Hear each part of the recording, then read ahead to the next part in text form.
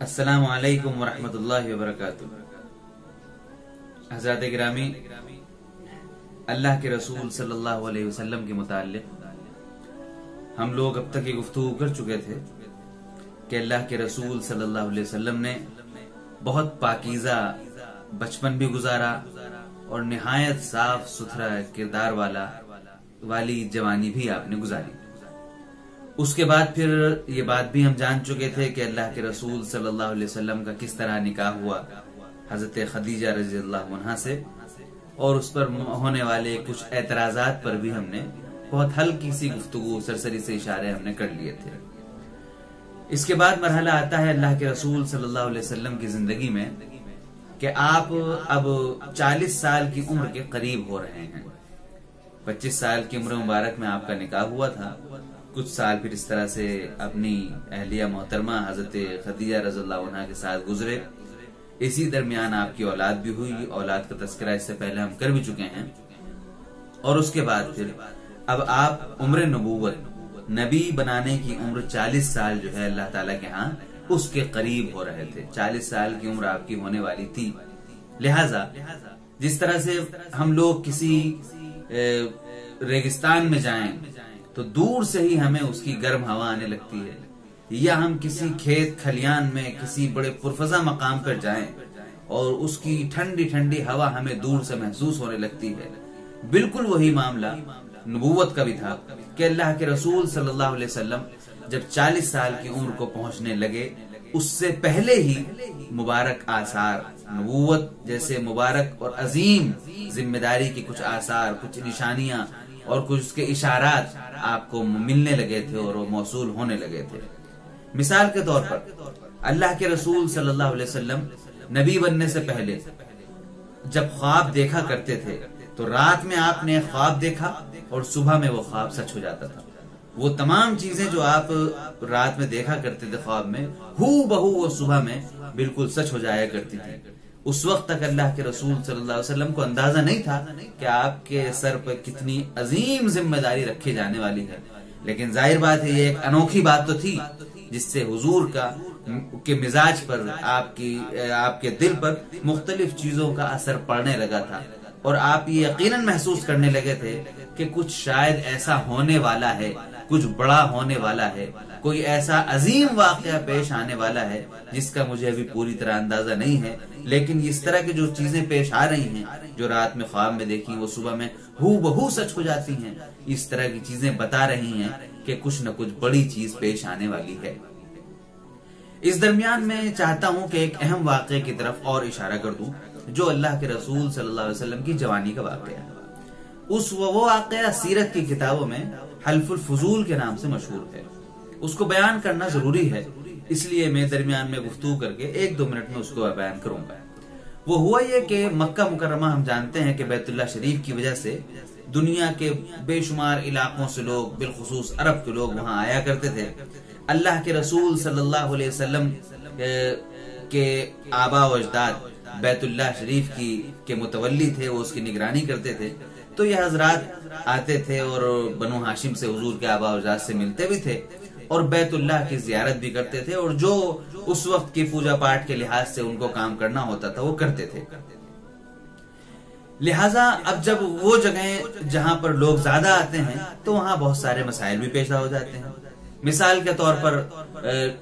لوٹ کھسوٹ، کالا بازاری، اسی طرح سے لوگوں کو ٹھگنا، یا بہت سے وہ لوگ جو دور دراز سے آ رہے ہیں ان کے رکنے کا کوئی نظم نہیں ہوتا تھا۔ اسی طرح سے جب لوگوں کو پتا تھا، جو چور ڈاکو ہوتے تھے کہ لوگ بڑی تعداد میں لوگ مکہ مکرمہ جاتے ہیں، تو چور ڈاکو ٹائپ جو لوگ ہوتے تھے وہ راستے میں ان کو لوٹ مار بھی کرتے تھے۔ اس طرح کے بہت سارے واقعات پیش آتے تھے، لہٰذا اللہ کے رسول صلی اللہ علیہ وسلم اور مکے کے کچھ جوانوں نے مل کر یہ فیصلہ کیا کہ ہم اپنے علاقے میں اس طرح کی چیزیں نہیں ہونے دیں گے۔ ایک معاہدہ ہوا، ایک پیکٹ ہوا کہ بھائی اب ہم لوگ اس طرح کی کوئی چیز نہیں ہونے دیں گے، اور اس طرح کے عام انسانی پریشانیاں، عام انسانوں کو جو پریشانیاں ہو رہی ہیں اس سے ہم لوگوں کو بچائیں گے، لوگوں کو محفوظ رکھیں گے۔ یہ ایسا واقعہ تھا، یہ ایک ایسا معاہدہ تھا جس کے بارے میں اللہ کے رسول صلی اللہ علیہ وسلم نبی بننے کے بعد بھی آپ نے ارشاد فرمایا تھا کہ اگر آج بھی مجھے اس طرح کے کسی معاہدے پر دستخط کے لیے دعوت دی جائے، ایسے کسی معاہدے میں شریک ہونے کی بات مجھ سے کی جائے تو میں آج بھی اس پر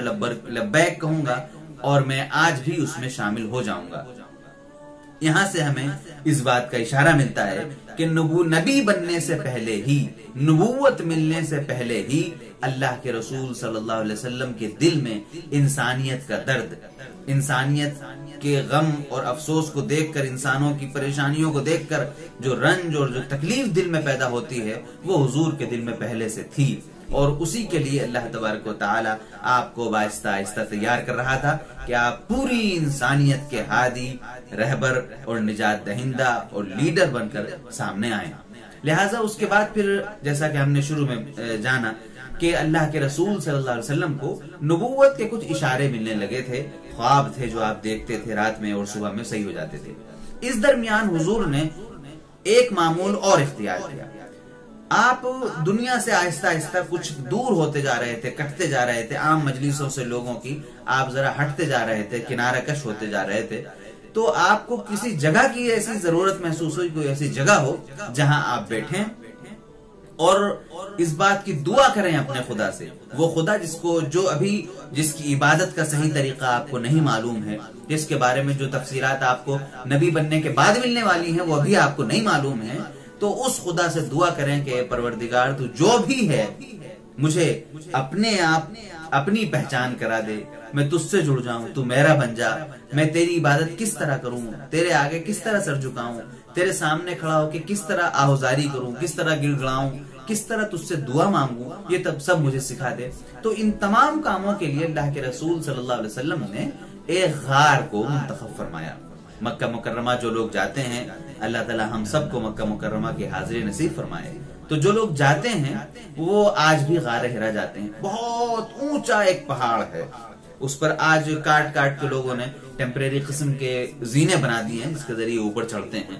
اور اس میں بھی ہم لوگ تھک جاتے ہیں، بری طرح سے ہانپ جاتے ہیں۔ اللہ کے رسول صلی اللہ علیہ وسلم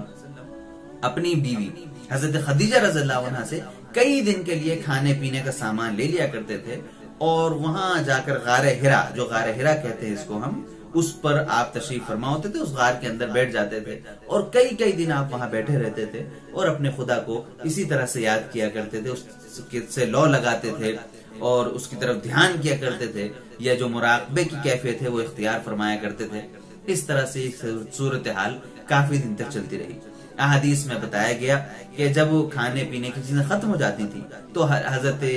خدیجہ رضی اللہ تعالیٰ عنہ کبھی خود کھانا لے کر پہنچ جاتی تھی کچھ دن بعد، 2-4 دن بعد، اور کبھی کبھی جب کھانے کی چیزیں ختم ہو جاتی تھی تو اللہ کے رسول صلی اللہ علیہ وسلم خود واپس تشریف لے آتے تھے، کچھ دن پھر گھر میں رہتے تھے اور پھر واپس تشریف لے جاتے تھے۔ تو یہ صورتحال اللہ کے رسول صلی اللہ علیہ وسلم کی نبی بننے سے پہلے کی تھی۔ آپ دنیا سے کٹتے جا رہے تھے، نبوت کا زبردست ایک میدان، ایک نہایت مبارک اور پھیلا ہوا وسیع میدان آپ کے لیے کھلنے والا تھا، لہٰذا آپ دنیا سے آہستہ آہستہ دور سے ہوتے جا رہے تھے، یعنی دنیا میں آپ کا دل لگنا کم ہوتا جا رہا تھا۔ کیونکہ اللہ کے رسول صلی اللہ علیہ وسلم کو بھی اس وقت تک نہیں معلوم تھا کہ آگے اللہ تبارک و تعالی نے آپ کے لیے کیا فیصلہ کر رکھا ہے۔ انشاءاللہ نبوت کے بعد کی پھر جو چیزیں ہیں اور حضور پر جو وحی آنے کی چیزیں ہیں اس کے بارے میں ہم اگلی ملاقات میں گفتگو کریں گے۔ السلام علیکم ورحمۃ اللہ وبرکاتہ۔